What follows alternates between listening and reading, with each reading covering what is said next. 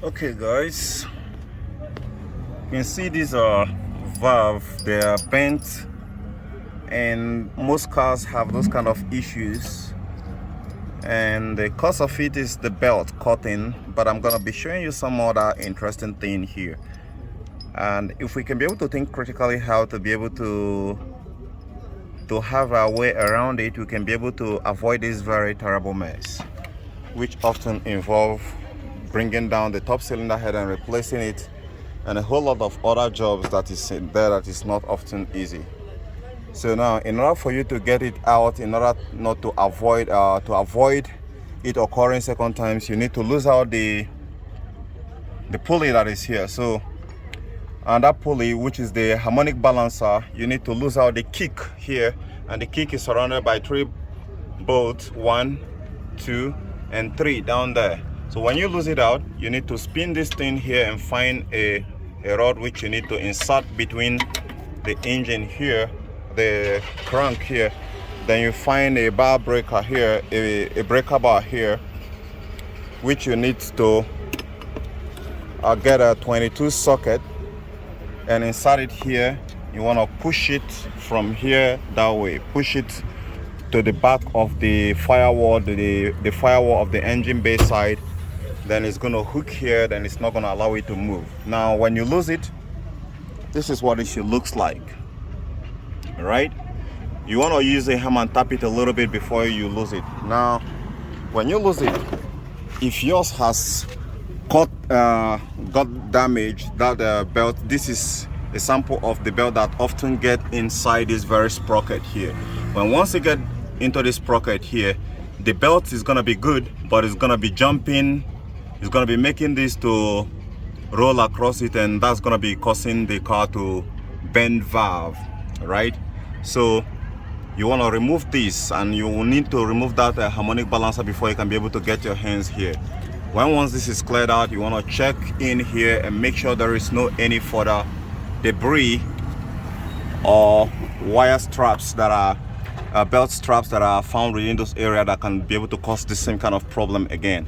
And once you couldn't be able to find any of them, then you can go back to replacing the harmonic balancer by locating the notch here. There is a notch here, so I want to find that notch, and which is here.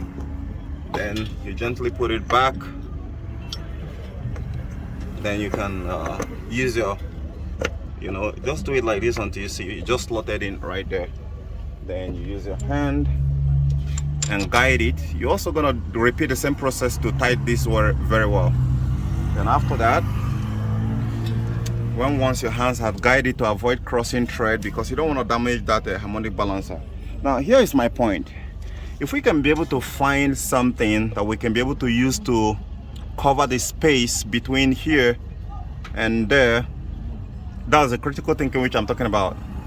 If we can be able to do that, then we've solved a lot of problem relating to belt snapping and going in there. If we can be able to find something, right, that we can be able to shield from here to here, all right, it's just a matter of finding a plastic that can go in there without interfering with here. Here is actually bulging into this place, and it's well tightened. I still, it do often use force to get in there. If we can be able to find something that we can be able to use to cover from here, all right, from here in there to be inside there, so that it can be able to prevent any intrusion of belt going into this sprocket here, then we're going to be saving ourselves a whole lot of problem that is stemming from this very E10, E4,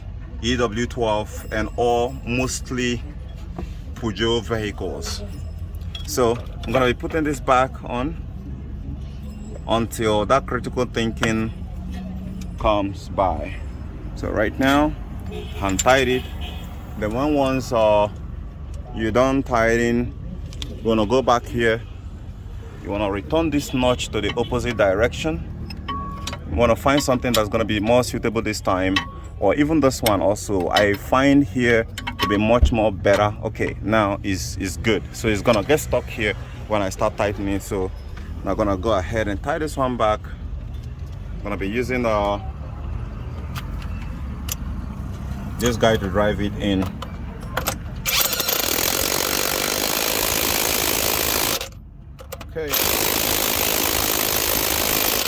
Okay, I'm gonna be removing it and using the breaker bar to torque it to spec, and I should be done. So let me go ahead. There's the breaker bar here. It's one of the pain job in a pain in the ass job. Now it didn't shift because of this guy that I placed here. So I'm gonna go ahead and put this breaker bar somewhere around here.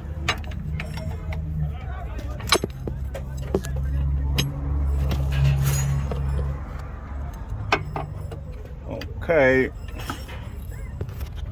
it's kind of a little bit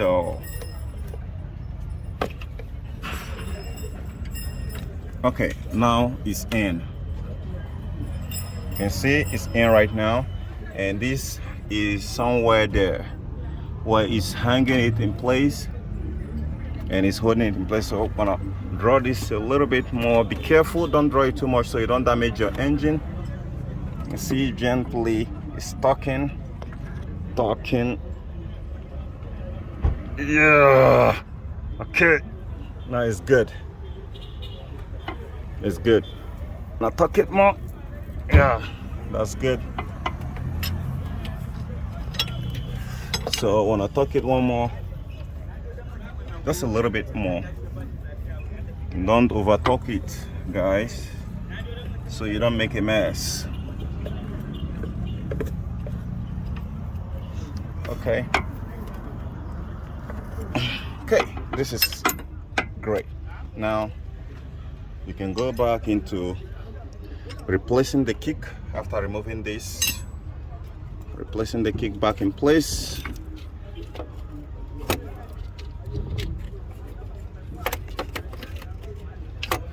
So pretty much, guys,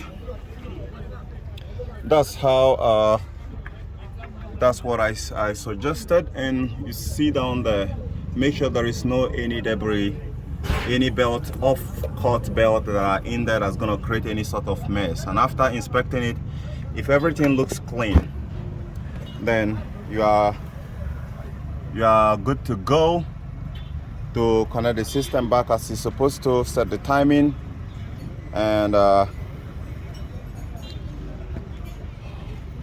pretty much that's how is that's my own solution for this very time, until when this issue comes up again. And if you affected the belt, one last thing, if you affected the belt for any way that the belt tilted, you want to inspect the belt very well, right? You want to draw it out and draw it, take it out a little bit and inspect it. If it tilted in any way, then that's opportunity for you to get the OEM belt and get it in there, and the clock start ticking with 80,000 miles before you can be able to think about replacing it.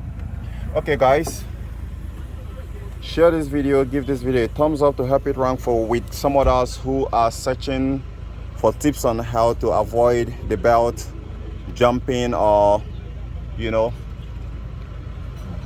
bending valves like I showed at the context of this very video here.